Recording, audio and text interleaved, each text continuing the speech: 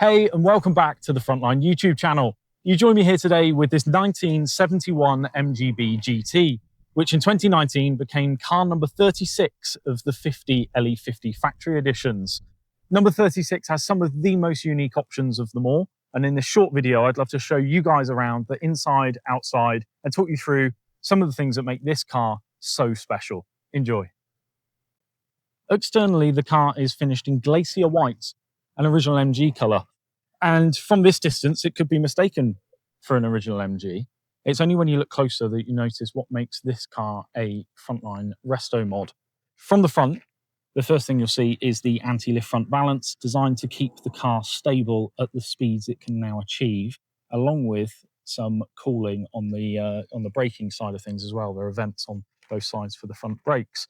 As you look closer, though, you notice that it does have all the details that a Frontline factory edition has, and that includes the de-seaming of the front wing and the rear wing.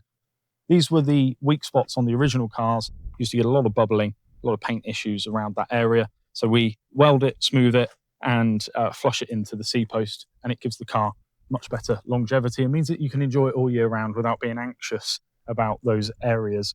On the side, also looking very original, we've got chrome side strips, we've got the external door locks, and we've even got opening front quarter lights, which are often sealed in our restorations. Down lower, we've got a set of wire wheels, which also contribute to that originality, but they are, when you look closer, a little bit bigger, a little bit wider, and the tyres are a little bit stickier as well. So this is a 15-inch rim with a 5.5-inch diameter, running a 185 section square setup tyre. The tyre choice here has been the Avon CR6ZZ, which is a very sticky tyre, particularly when the sun is shining on a day like today. Really nice package on an LE50 185s on all four corners.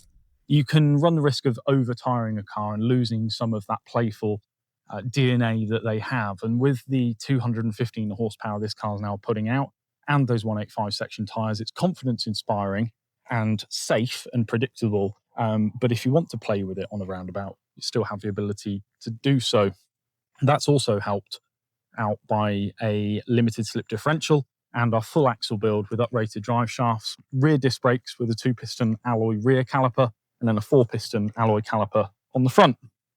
Moving round to the back, still looking very original with the reversing lights retained, the overriders retained. And the only thing that you might notice is that there's a slightly larger bore exhaust. So if you were following this car, unless you saw it run up the road away from you, you might not be expecting it to perform quite the way it does. Up top, we've got a Webasto roof, and a Webasto roof is my favourite option on an MG BGT. I think fewer than 10 LE50s had Webasto sunroofs, and I just think they walk the line between Roadster and GT so beautifully, and you get all of the practicality and that top line and the rear hatch of the BGT, as well as getting the experience of the Roadster when you open that. And we make them in-house with this one's got a brown mohair top. It can be finished in whatever you like, with an Alcantara inside, and it's watertight, it's airtight, beautifully made, seals lovely. But on a day like today, just driving with that open and getting the smells and the temperature changes and everything you get in a convertible whilst having that practicality is, I think, the sweet spot.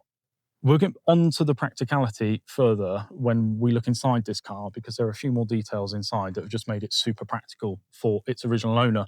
The owner of this car was it was a husband and wife who had ordered a car each.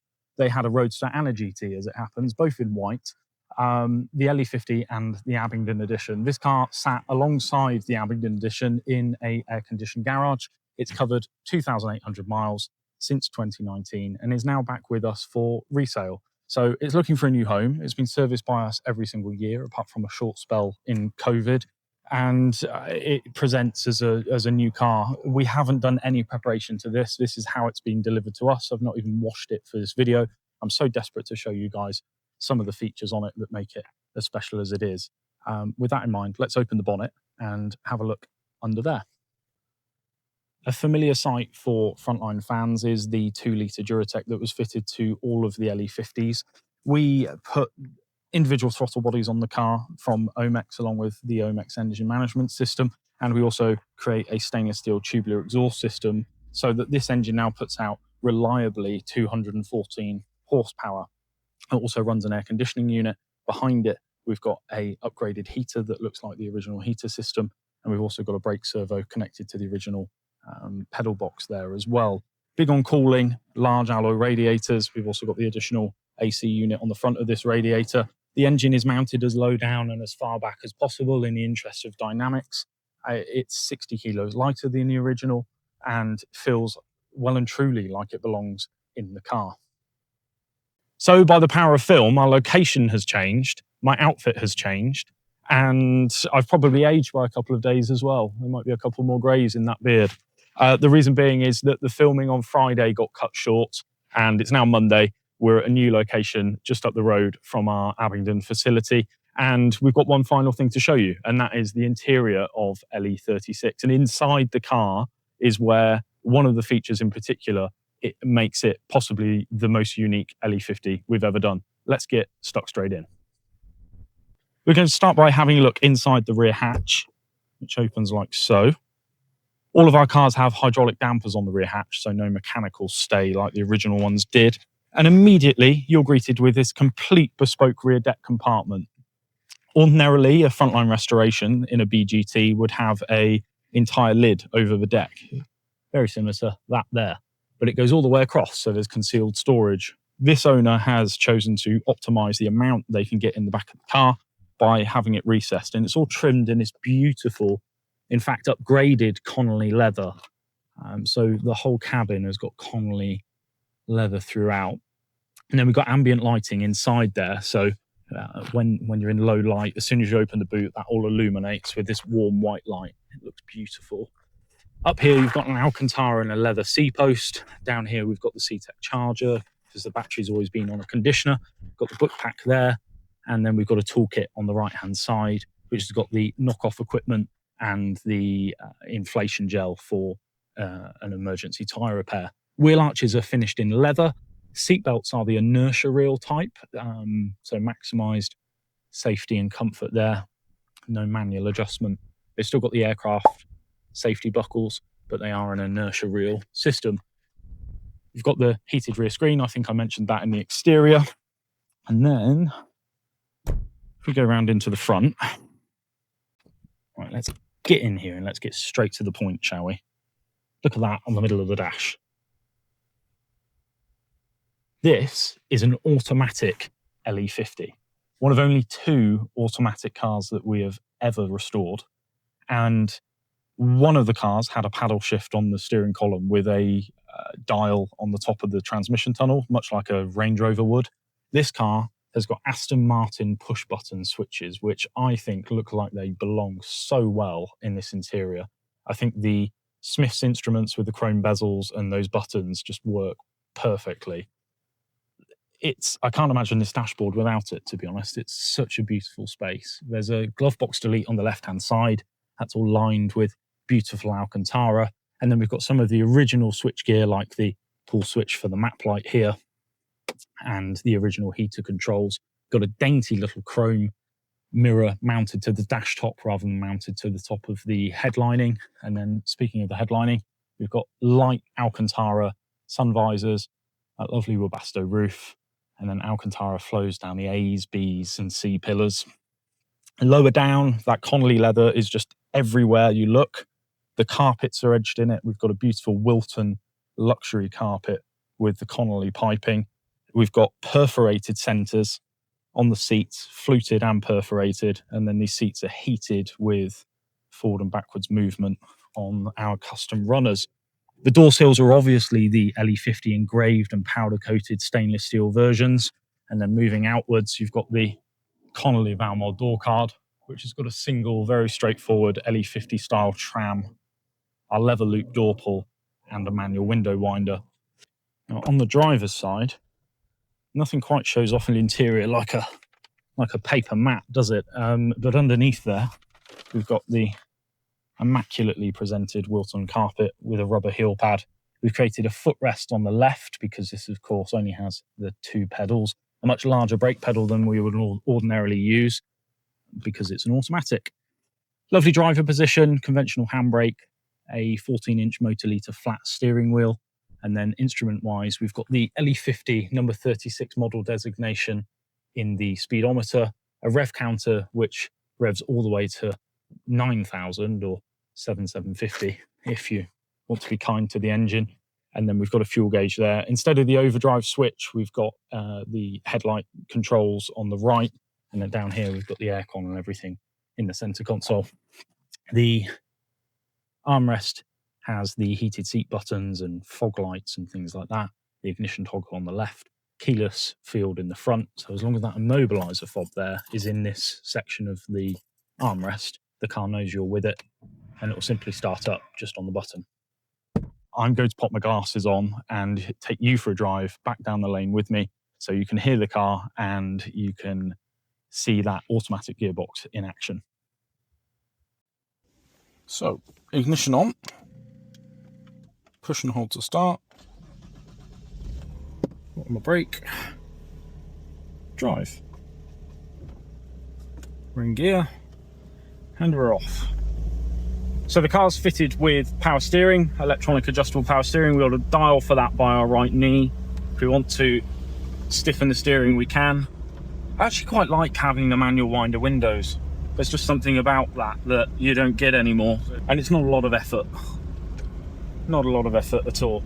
So it's nice and smooth to drive. In normal drive mode, it will try and select the next gear up as quickly and efficiently as possible. So it's probably returning 35 miles per gallon if you drive it the way I'm driving it now. This steering wheel bothers me. We didn't fit this and the screws aren't lined up in the way that we normally do. But it's not ruining the drive. It's just something I know isn't the Frontline way. So if anyone's looking at that and it's offending you too, I can sympathise entirely. It's on the 5-link rear suspension. We've got uprated disc brakes that will stop us from running over this hitchhiker. Throttle response is still good. It's still running the individual throttle bodies as you saw earlier in the video. So you still get a good amount of induction noise. It makes a great noise, sounds like all LE50s do. And then the air conditioning, I'm just going to flick on there because it's a bit warm. So we're coming up to a roundabout now with a nice straight that we can pull away from that I know well, a nice safe bit of road. So I'm just going to simply press sport. I can see the red LED for sport mode. I know it's in sport mode now, so it'll hang on to a gear for a bit longer. It means I can stretch its legs a bit more.